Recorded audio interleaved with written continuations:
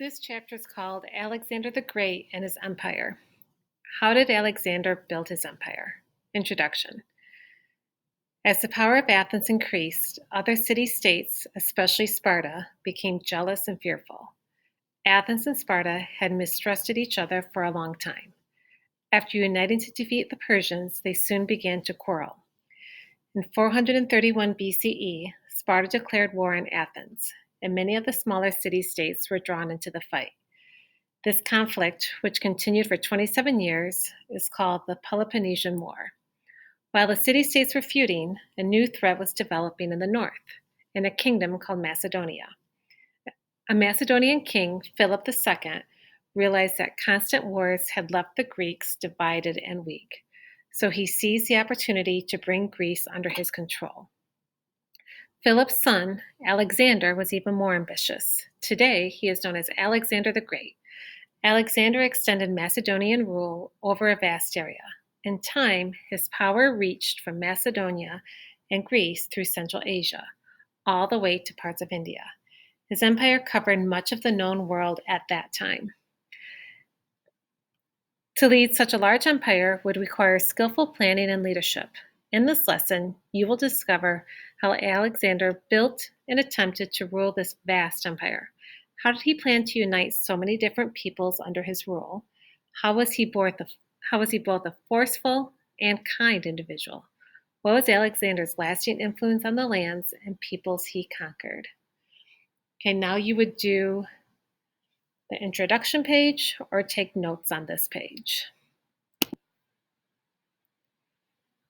Okay, after you've taken notes on the introduction or answered have done the preview part for the packet, then you would read section 1.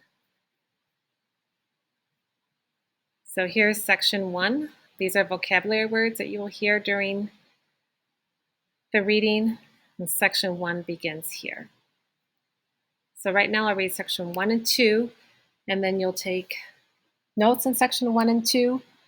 You can always hit pause whenever you want, and then you would also go and, or you would do the packet for section 1 and 2. Section 1, the Peloponnesian War and the Rise of Macedonia. In 431 BCE, the quarrel between Athens and Sparta developed into a conflict called the Peloponnesian War. The name is derived from the Peloponnese, the Peloponnesus, the peninsula that extends south from mainland Greece, where Sparta was located. Other city-states were pulled into the war as allies of either Athens or Sparta. So allies means that they were friends with them, they got along with them. The war lasted for 27 years, from 431 to 404 BCE. Eventually, Sparta was victorious and remained the most powerful Greek city-state until it was defeated by Thebes. While the Greek city-states fought one another, Macedonia grew stronger. For a long while, the Macedonians had survived in scattered tribes. However, when King Philip II took the throne, he unified them and cultivated a well-trained army.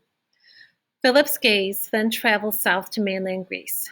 After years of conflict, the Greeks were divided and weak, so Philip decided to take advantage. By 338 BCE, King Philip had conquered most of the mainland Greece. He let the Greek city-states keep many freedoms, but Philip now ruled them. Never again would a Greek city-state become a great power. Philip wanted to attack Persia next, but in 336 BCE, he was murdered. His son Alexander was the new Macedonian king. Section 2. Alexander creates an empire.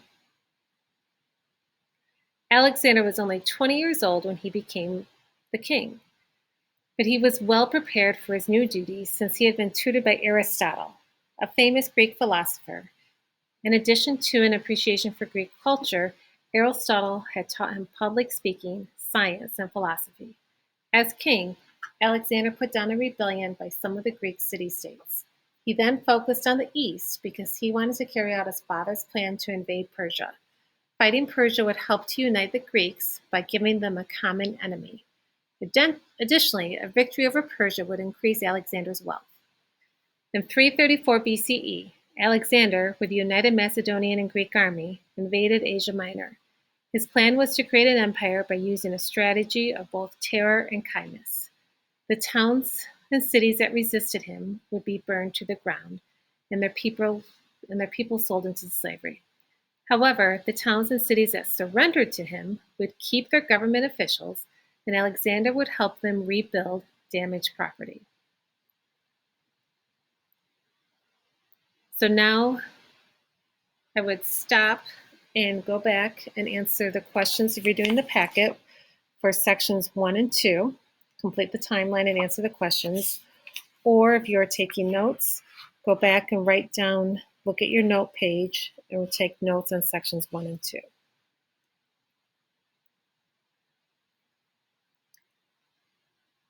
Section 3. Alexander's plan to unite his empire. Over a short time, Alexander extended his rule over Asia Minor, Egypt and Central Asia. Still not satisfied, he pushed forward and marched to the farthest limit of the Persian Empire. His armies even reached Western India. Many leaders throughout history have dreamed of controlling the world, but Alexander came as close to anyone as fulfilling that dream. He brought much of the known world at that time under his power. His notable achievements earned him the name Alexander the Great. Alexander was a bold and brilliant general, but his many conquests created new challenges. How could he maintain such a large territory? How could he successfully unite so many different people and cultures? Alexander wanted all the people he conquered to accept him as their ruler. He also intended to spread Greek culture, although he did not want to destroy the local customs and traditions of the various cultures across his empire. His goal was to unify the different peoples of these many cultures under a single government. To achieve these goals, Alexander developed a plan with 3 key parts. First, he would spread Greek culture and ideas. Second, he would use religion to inspire loyalty. Third, he would show respect for the cultures he now controlled and even adopt some of their customs. Let's examine each part or each aspect of his strategy. And here is a map that shows his empire until about 323. The green, if we look at our key, Alexander's empire at its height. So any area that is green is land that Alexander controlled. So you can see it did go all the way over here into India and even over here into Africa. This is Alexander's route that he traveled. So you would follow the red arrows as he was conquering different territories or different land. And these are cities. If there's like, for example, here's Alexandria. It's one of the cities. So I would stop now and do section 3, whatever way you're completing this chapter. And then here is section 4, Alexander spread Greek ideas. Alexander deeply admired Greek culture and aimed to distribute Greek ideas through his empire. He hoped the Greek ideas, customs, and traditions would blend with the diverse cultures of the people he had conquered. Alexander thought that the building of Greek-style cities would be one way to accomplish his goal. So he established many cities in various parts of the empire. Similar to the cities in Greece, they had marketplaces, temples, and theaters. People from Greece flocked to settle in Alexander's cities, bringing with them their Greek laws, art, and literature. Alexander insisted that local soldiers and government officials communicate solely in Greek. So only in Greek did he want people to communicate or to speak. The most famous of the new cities was Alexandria. Founded by Alexander in 332 BCE, Alexandria was located in Egypt near the sea. Alexandria was designed in a grid of intersecting wide and narrow streets. It housed many Greek features, including a marketplace, a university, a gymnasium, and a theater. Additionally, the city boasted law courts, a library, and even a temple dedicated to Poseidon, the Greek god of the sea. Eventually, the city of Alexander became one of the ancient world's most important centers of trade and learning. It contained one of the largest libraries in the world at the time, which had more than 500,000 books. So I would pause the reading and I would go and do section 4 now. Section 5, how Alexander used religion.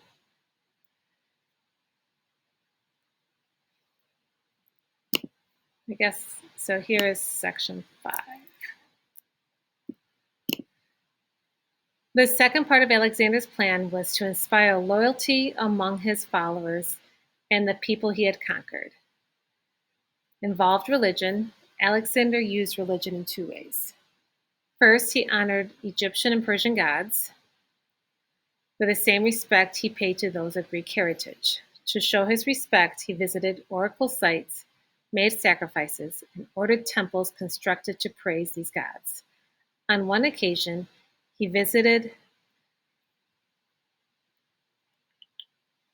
the oracle site of the Egyptian god Ammon. Upon his arrival, an Egyptian priest welcomed him as God's son, which helped Alexander gain the loyalty of the Egyptian people. Second, Alexander promoted the idea that he himself was a god. After his visit to the Egyptian oracle, he began wearing a crown with 2 ram's horns that resembled the sacred headdress of Ammon. Seeing Alexander in the crown encouraged the Egyptians to accept him as a god. Alexander spread the story of the Egyptian priest's greeting throughout the empire. Eventually, he required all Greeks to accept him as a son of Zeus. And there he is with the crown that had the ram's horn. So I would pause it and go and answer your questions for section 5 or take notes on section 5. Okay, now we are at section 6, how Alexander adopted the ways of conquered cultures. The third part of Alexander's plan was to demonstrate respect for the cultural practices of the people he had conquered. One of the ways he achieved this goal was by adopting some of these practices. For example, in Persia, he adopted their original system of government. Although he allowed Persian governors to coordinate the day-to-day business of their lands, Alexander was careful to appoint Macedonians to head the army and to control the taxes that were collected. Alexander also borrowed Persian customs. He began wearing decorative Persian-style clothing. He received official visitors in a luxurious tent, similar to how a Persian king would have. Tall columns, which were covered in gold and silver and decorated with precious stones, supported the tent. Alexander demanded that each of his visitors greet him according to Persian custom. A visitor had to kneel in front of the throne and bend over until his head touched the ground. Alexander would then raise the visitor to his feet, kiss him, and address him as kinsman. Finally, Alexander encouraged the marriage between the people of Macedonia and Persia.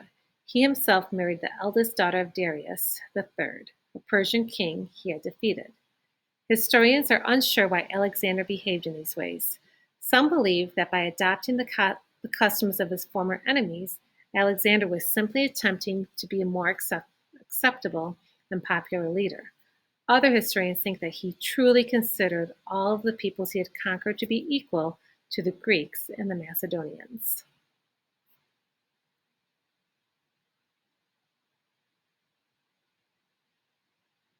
So I would pause, and before you begin chapter 7, I would pause and go and do section 6. Section 7. Alexander's empire crumbles. By 324 BCE, Alexander's armies were in northern India. After 10 years of fighting, the exhausted soldiers refused to continue. Reluctantly, Alexander returned to Babylon in Persia. In 323 BCE, he died at the age of 33. This time between his death and the start of the Roman Empire is called the Hellenistic period. After his death, Alexander's empire collapsed. Settlers deserted the cities he had constructed, causing the cities to decline into ruin. His generals battled to control the empire, but eventually his land was divided into 3 kingdoms. Egypt became one kingdom, Syria in the Middle East was a second, and Macedonia and Greece made a third. Alexander had distributed Greek ideas throughout a vast area. In centuries ahead, Greek power would slowly deteriorate. However, Greek culture would continue to thrive and influence the lands that Alexander had once ruled. The lesson summary. So I would stop here and I would go and answer the questions for section 7 or take notes on section 7. And the lesson summary, you have that text. That is, I will read this to you. It says, in this lesson, you have learned how Alexander the Great built and ruled his empire. The Peloponnesian War and the rise of Macedonia. Athens and Sparta and their allies fought one another in the Peloponnesian War, lasting from 431 to 404 BCE. Then King Philip II of Macedonia took advantage of the Greeks' weakness after years of warfare and conquered most of Greece. Alexander creates and unites an empire. Alexander, son of Philip, became king. Educated by the Greek philosopher Aristotle, Alexander enlarged his empire by invading Asia Minor. He conquered Persia, Egypt, Central Asia, and Western India. He planned to unite his vast empire with a three-part plan: spreading Greek ideas using religion and adopting the ways of conquered cultures. Alexander built Greek-style cities such as Alexandria and Egypt, Greeks settled in these cities and brought their laws and arts. Alexander made Egyptian and Persian gods equal to Greek gods. He also encouraged the idea that he himself was a god. He adopted customs from the cultures of the people he had conquered, such as the Persian system of government. Alexander's empire crumbles. After Alexander's death in 323 BCE, his generals fought among themselves for control of the empire. Settlers left the cities Alexander had built. The empire divided into 3 kingdoms. Regardless, the Greek culture that he had spread would continue to influence the lands Alexander had ruled. And this is, if you want to continue reading this on your own, there's lots of good information. If you would like to continue reading that, you have that in your Google Drive, so you can go back and read it slower.